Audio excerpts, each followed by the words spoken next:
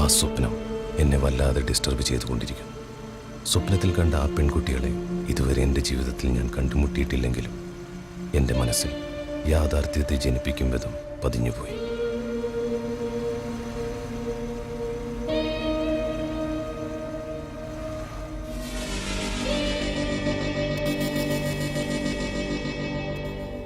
ഞാൻ ഇപ്പോഴും ഓർക്കുന്നു.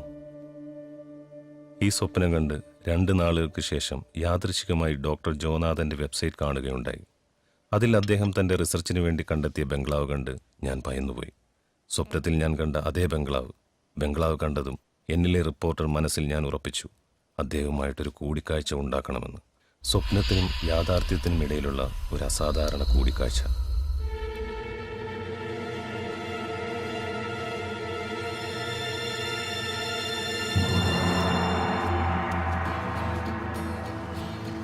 പക്ഷേ അദ്ദേഹം തൻ്റെ റിസർച്ച് കംപ്ലീറ്റ് ചെയ്യുന്നതിന് മുൻപ് ഇതുവരെ ആർക്കും ഇൻ്റർവ്യൂ കൊടുത്തിട്ടില്ല. പലരും അതിനുവേണ്ടി സമീപിച്ച് പരാജയപ്പെട്ടതാണ്. എങ്കിലും എന്ത് സഹിച്ചും എനിക്കത് നേടിയെടുത്തേ പറ്റൂ.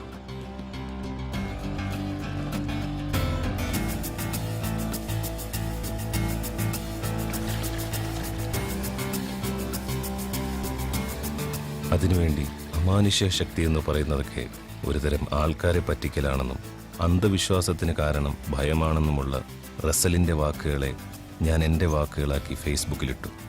അടുത്ത ദിവസം ആ വാർത്ത മാഗസീനിൽ വന്നിരുന്നു. ഹിന്ദുവിൽ വന്നിരുന്ന അദ്ദേഹത്തിൻ്റെ ഗോസ്റ്റ് ആൻഡ് മീ എന്ന ആർട്ടിക്കിളിൻ്റെ നടുവിൽ എൻ്റെ കമൻ്റ് ഉണ്ടായിരുന്നു. അത് അദ്ദേഹത്തെ വല്ലാതെ അസ്വസ്ഥനാക്കി.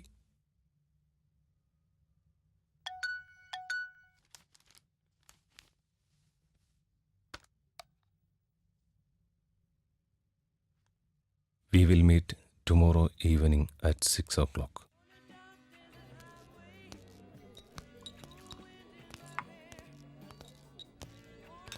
ഡോക്ടർ ജോനാഥൻ എനിക്കൊരു അപ്പോയിൻമെൻ്റ് തന്നിട്ടുണ്ടെന്ന് പറഞ്ഞാൽ ഇവന്മാർ വിശ്വസിക്കില്ല.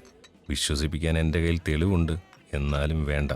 കൃത്യസമയത്ത് ചെന്നില്ലെങ്കിൽ കാണാൻ പോലും സമ്മതിക്കാത്ത എക്സെൻട്രിക് ആയിട്ടുള്ള ആളാണ്. മറ്റൊരു തരത്തിൽ പറഞ്ഞാൽ വേറൊരു പിശാച്.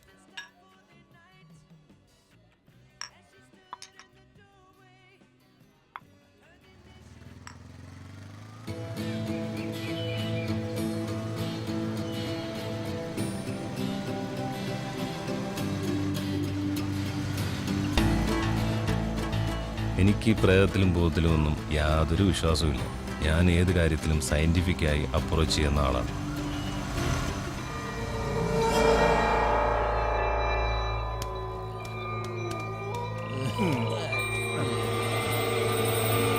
ഇവിടെ ആരും ഉണ്ടെന്ന് പറഞ്ഞിട്ട് ആരും കാണുന്നില്ലല്ലോ. എങ്ങനെ കാണാനാ? ഉള്ളിലിരിക്കുന്ന 2 പെണ്ണുങ്ങളുടെ പ്രേതമല്ലേ, അത് കല്യാണം പോലും കഴിക്കാത്തത്. വീട്ടിലുള്ള ഒരു പ്രയത്നെ തന്നെ സഹിക്കാൻ പറ്റുന്നില്ല. ഇയാളെ സമ്മതിക്കണം.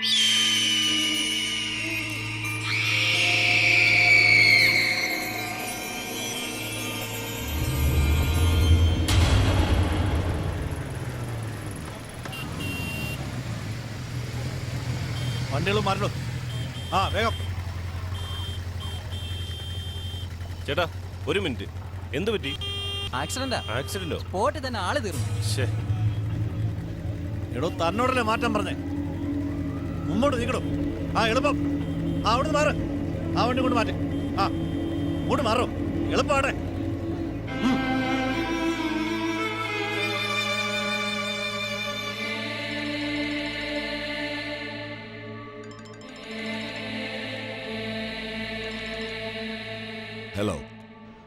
ഹലോ സാർ, ഇവിടെ ഒരു ആക്സിഡന്റ് നടന്നു. ബ്ലോക്കാണ് സാർ. ഞാൻ ഒരു 10 മിനിറ്റിനുള്ളിൽ എത്തും. Please sir, please sir. നീ എവിടെയാണ് നിൽക്കുന്നത് അവിടെ തന്നെ നിന്നോ. ഇനി ഇങ്ങോട്ട് വരേണ്ട ആവശ്യമില്ല. Your time is up.